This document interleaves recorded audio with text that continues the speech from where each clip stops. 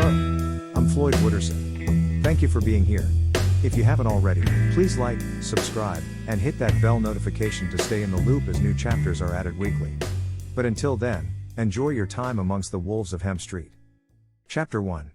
If at first you don't succeed. Ladies and gentlemen, this is the captain speaking. We're about 30 minutes outside of Denver. At this moment we will be turning on the fasten seatbelt sign as we may experience a slight bit of turbulence on our descent.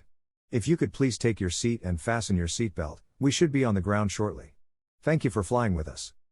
The announcement I hated to hear. Not because we were arriving in Colorado, that always excited me. But if one has ever lived or visited the state, more than likely they're familiar with the slight to extreme turbulence encountered while flying into Denver International Airport. If you haven't, consider yourself lucky. It's not for the faint of heart. Years of flying into Denver, I'd never witnessed anything like what was about to transpire, so on that particular night, it must have been my lucky christening. The first 15 minutes of the descent were smooth sailing, with a little shove to the left, followed by a little shove to the right. Piece of cake, I thought to myself, smugly. I was quickly humbled. The remaining 15 minutes started to get violent. It was no longer a fun game of push and shove, it transitioned to holding on for dear life. It started with sudden drops and veers back and forth in exaggerated movements. The tail of the plane was rotating from side to side as if the plane was sitting in an office chair on a swivel. My seat in the rear of the plane only amplified it. The one thing that would usually help me in situations like this was having a window seat. I found comfort in being able to look out of the window so that I could have a fuller picture of what was going on. It helped put my mind at ease. Didn't matter on that flight. I had an aisle seat, and it was at night. I was flying blind and there was nothing I could do about it.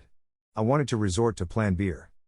I could have called the flight attendants but wasn't sure they would have even served me given the current state of affairs. It would have put them at risk just to get me a 12-ounce Budweiser. It was now on to Plan Calm, self-talk and praying that it got smoother. It didn't. In fact, it got worse. My anxiety was really starting to pick up. Heart was racing, palms and armpits were clammy, hard to breathe. I started to freak out, trying my best to contain it. I sat back, closed my eyes, and forced deep breathing exercises. Slowly in, slowly out. Come on Floyd, you got this. Inner peace. Inner peace. Not being able to stay concentrated on my quest towards Zen, I started to fidget and look around to others on the plane. Am I the only one freaking out right now? This seriously isn't walk in the park turbulence. That seemed to be the case, or they were hiding it really well. Books and magazines were still being read calmly, movies were being watched, sleeping beauties were still dreaming of Prince Charming. Yet I had wide open, worried eyes and shaking hands. A smidge of relief finally came when I heard the landing gear open. We were close. The engine speed was starting to slow incrementally, and I knew that we were almost there, when all of a sudden, waves of gigantic, low-level wind shears ripped across the nose of the plane, tossing us around like a rag doll. Instead of feeling the wheels touch, the sound of the engines revving up rumbled throughout the cabin and the plane's nose reached to ascend again. We were bailing on the landing and going back up in the air. What the hell is going on, I thought. I've been on plenty of flights in my life, but never have I been on one where we had to bail on a landing. My anxiety went up again by 2 or 3 notches. Much more to the point that a panic attack was near. I had officially reached being anxious about being anxious. The pilot's voice then crackled through the overhead speakers, and I quickly took out my headphones to listen in. Ladies and gentlemen, I do apologize about that. The east runway was a little too difficult to land due to turbulence. We have been rerouted to the north runway. Due to air traffic, it may take another 10 minutes or so. Again, I apologize about the inconvenience, but we will have you on the ground here shortly. Thank you for understanding. Inner peace. Floyd. Inner peace. You're going to be alright. The little monkey in my mind was becoming very annoying, saying all of the scary things you don't want to hear. The best I could do was repeat the mantra above. When we got to the calmer part of the sky and started our descent again, my mantra had started to work.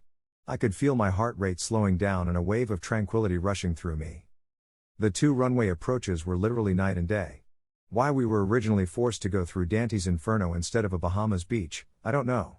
Nonetheless, as the wheels touched down and the speed was controlled, I leaned back in my chair and closed my eyes. My body had stopped shaking, but my palms were still clammy and numerous beads of sweat were still on my forehead. But I was victorious. Every time you land in a plane you feel some sort of victory. In Latin America everyone claps after landing. If this were a flight to Costa Rica or Panama, there would be whoops, hollers, and applause of gratitude. But it wasn't. A little chatter had started, but mostly silence. While exiting the plane, I was greeted by the pilot, who must have been up there the whole time after landing, welcoming every passenger to Denver as a sort of "I'm sorry for what I just put you through." I may be wrong, but I got the vibe that he had never had to pull off a landing like that. It was a nice gesture, but still didn't take away the fact that he scared the living crap out of me and probably the majority of the passengers on the plane, although they had good poker faces. "Welcome to Denver," he said softly with a guilty smile. "Thank you," I answered. "Yeah, welcome back to Denver, Floyd," I thought to myself as I let out a little chuckle and continued up the ramp. I stayed a couple of nights at a buddy's place in Denver, who was a mutual friend of Teddy and I. He was nice enough to put me up until Teddy could come down and pick me up. When Teddy arrived, the three of us talked BS for a while before it was time to head out of the city. The sun was setting over the mountains, creating a blue and orange glow, a clear reminder that I was back in Broncos country. As the city lights started to fade in the rearview, I figured I would relax a bit.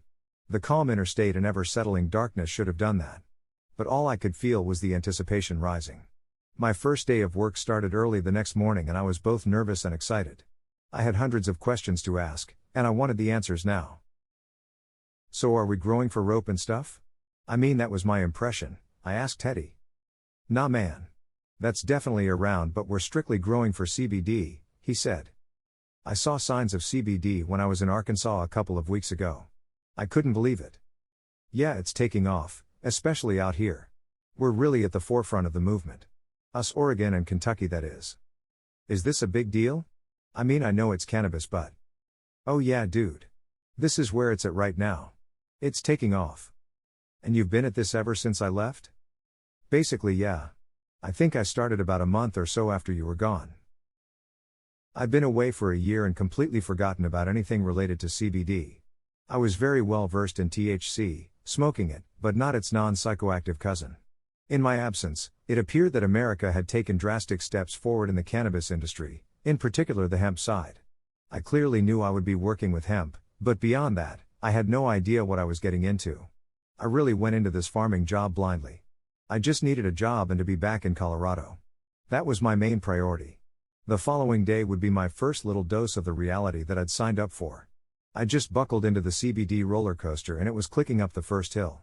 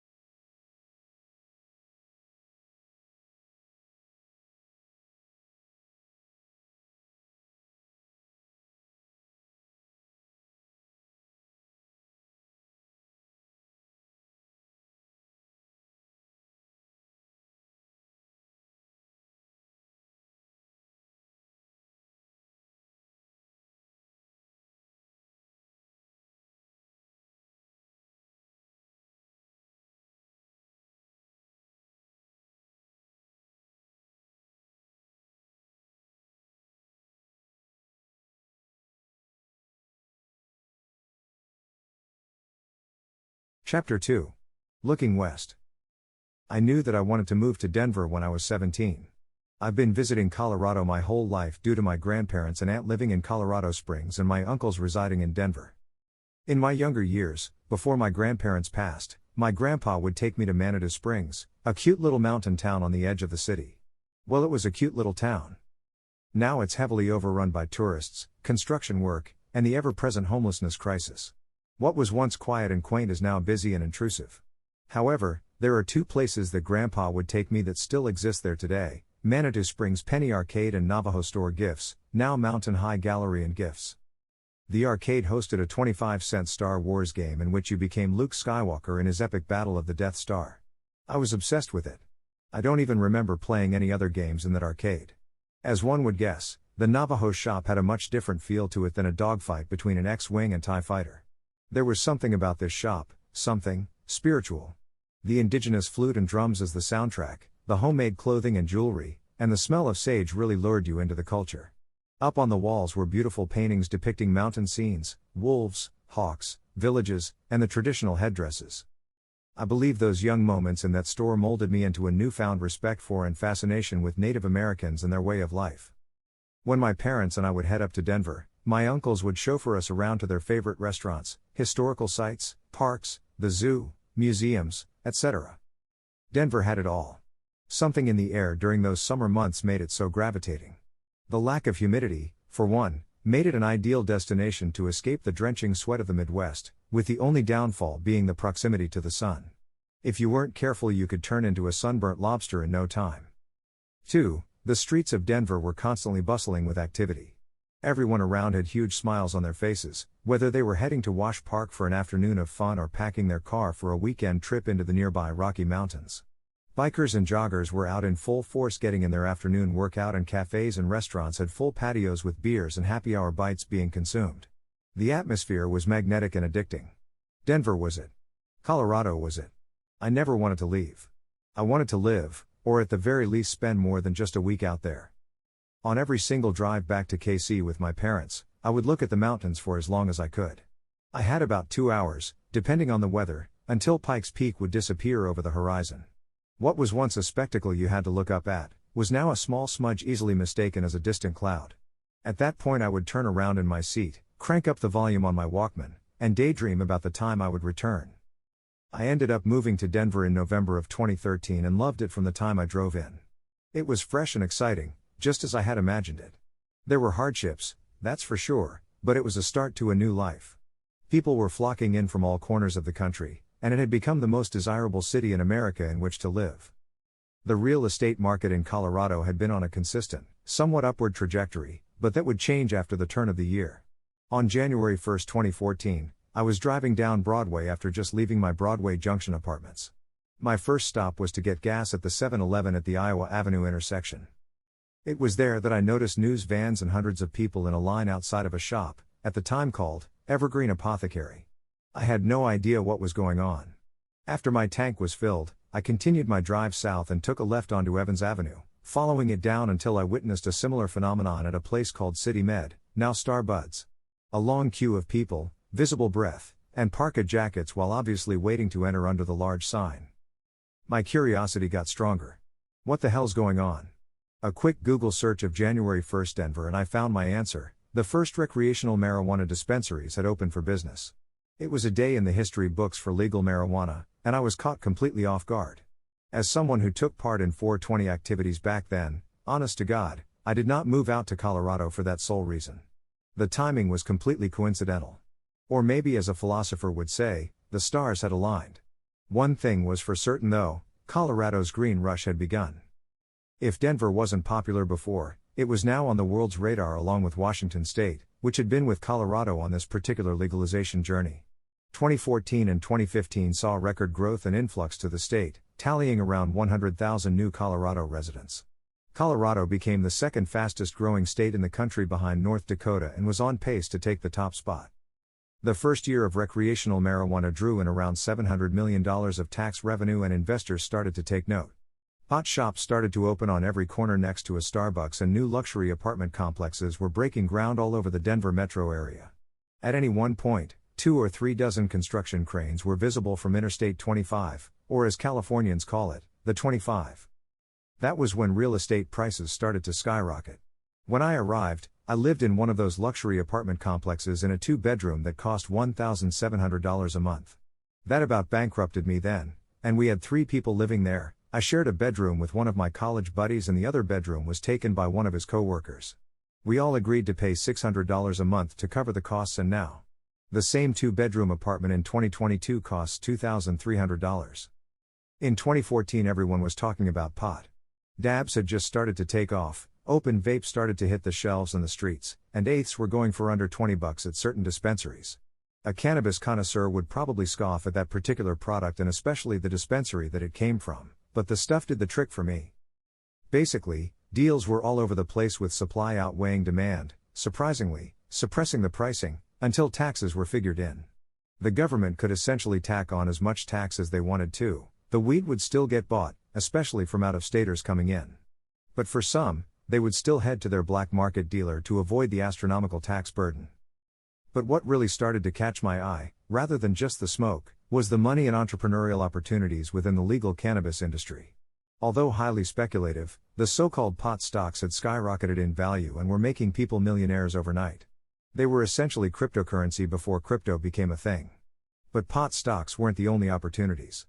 Even just getting a job as a bud tender at a dispensary was all the rage. No longer was the bartender the coolest person in the room. Going into a dispensary and talking with someone who looked like Shaggy from Scooby-Doo about the new strain, Rainbow Sherbet AK-47 Twisted Pineapple Wedding Cake Skunk Island OG Kush was now your new therapist. Row. Give me an ounce of that.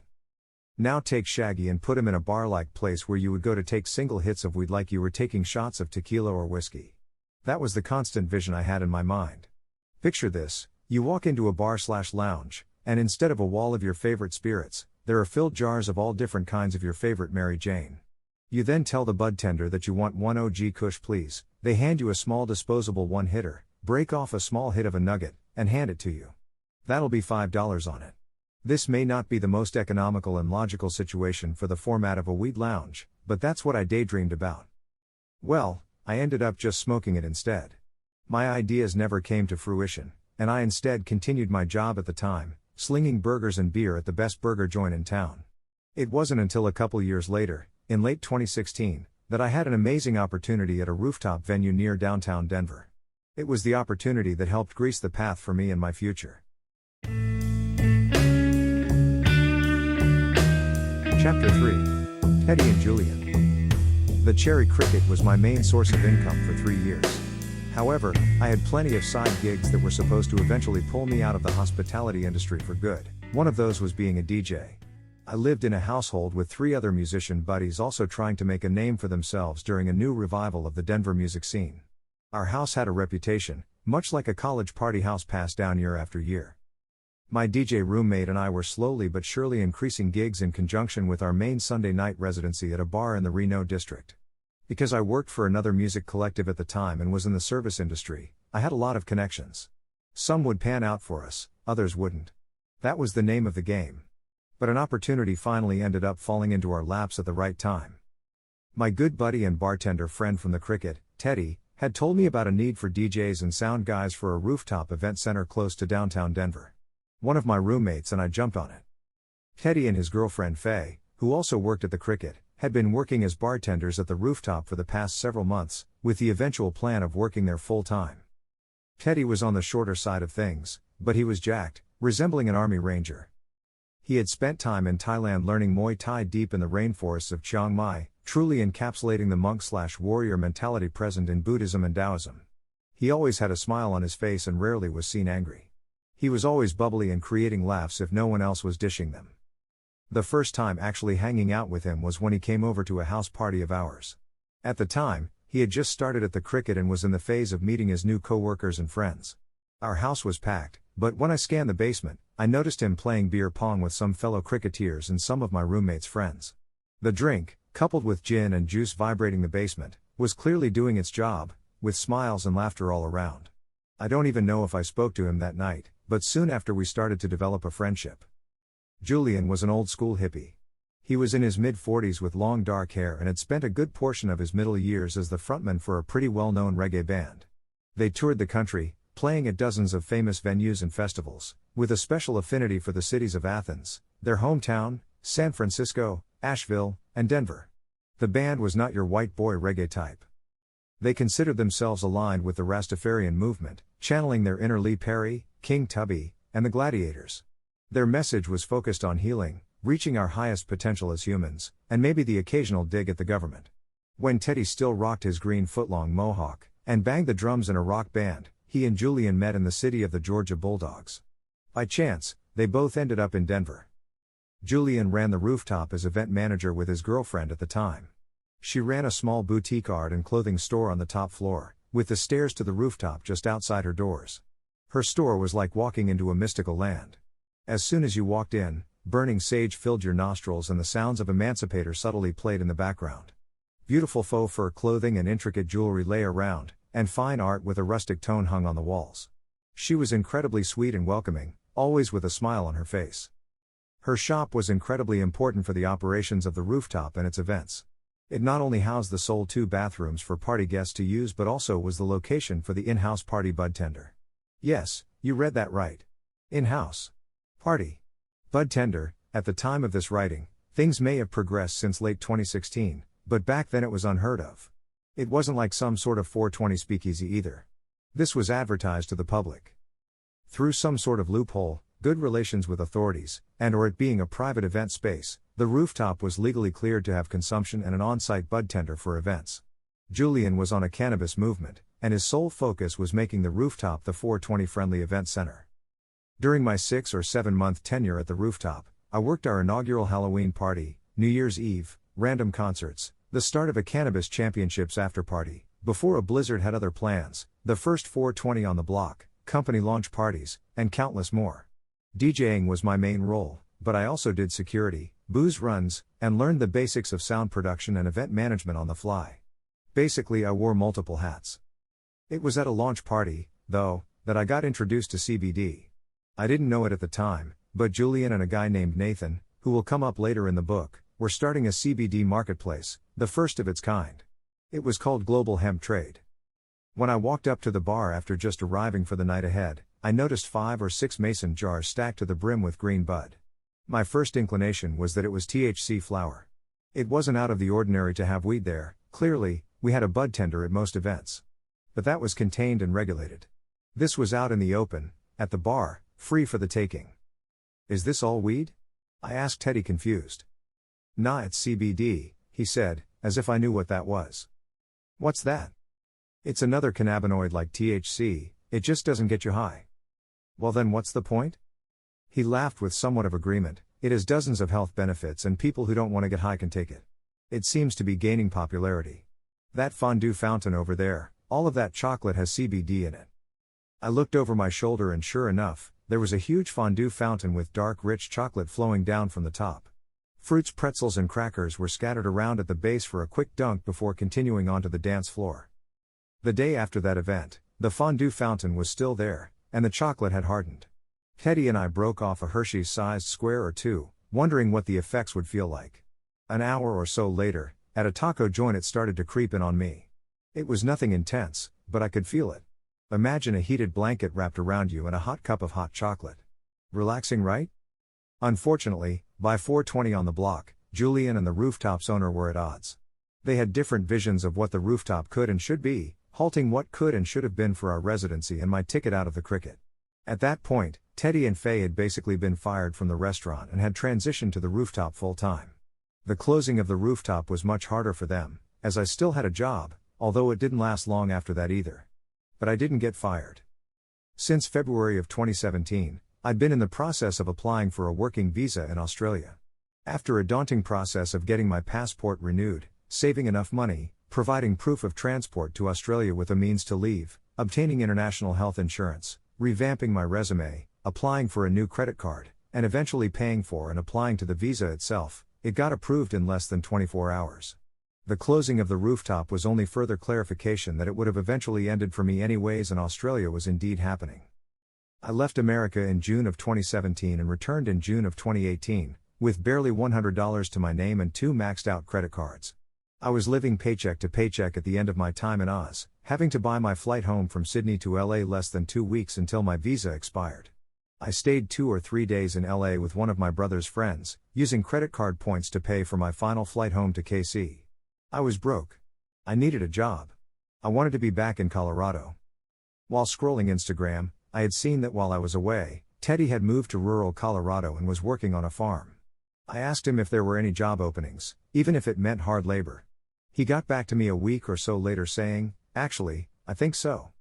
Thank you for tuning in. Don't forget to like, subscribe, and tap that bell notification to be reminded when new chapters are posted each week. And until next time, don't forget to have integrity.